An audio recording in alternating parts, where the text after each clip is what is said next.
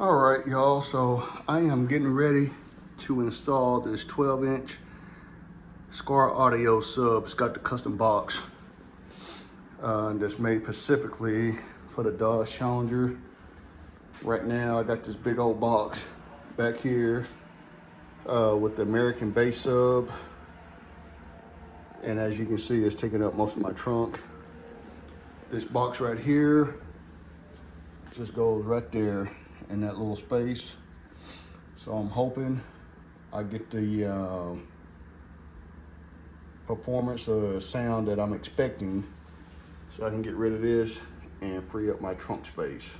So that American bass sub is rated at 1,000 watts RMS.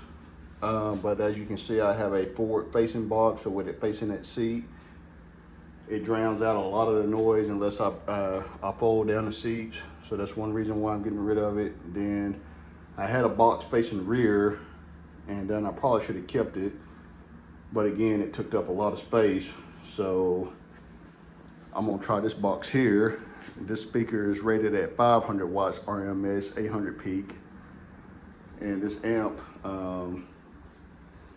well, let me back up. This is a dual voice coil, I think a 2-ohm woofer. So when you hook it up, it's a 1-ohm stable. So this amp is 1,200 watts at 1 ohm. So it's plenty of power to push it. So I'm gonna pull this out, put that in, see what it sounds like, and hopefully I will be selling this box, keeping the speaker in the LC2i, but I will be selling this box in the American bass sub so I can free up this space in my trunk.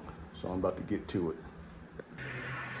All right, so I got it in there, and I hadn't fully put it in place just because I want to crank it up and see what it's gonna sound like before I go all out and put it all in place. But it was pretty easy since I already had this amp and LC2i hooked up to the other subwoofer. So I just basically had to pull that box out of here and then run a wire to this one.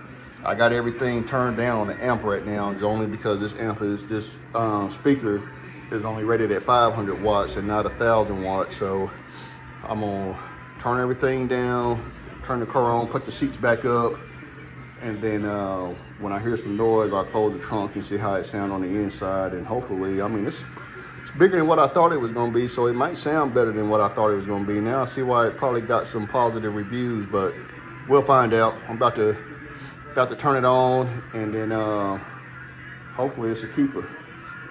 So I will talk to y'all here shortly.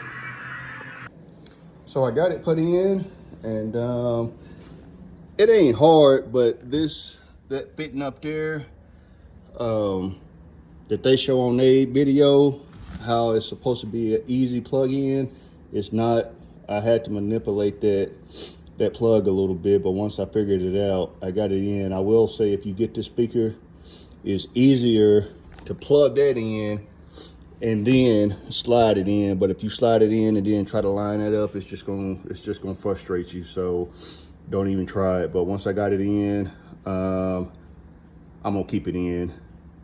It's not as deep, obviously, as a box this big with that sub, but for the sound, and I'm only taking up that little bit of space, I'll take it. Good deep bass sound. It rattles a little bit on the inside, so you still get that subwoofer feel. But I can tell on a certain couple songs, this one was a lot deeper, but I'm getting all that back, so I'll take it.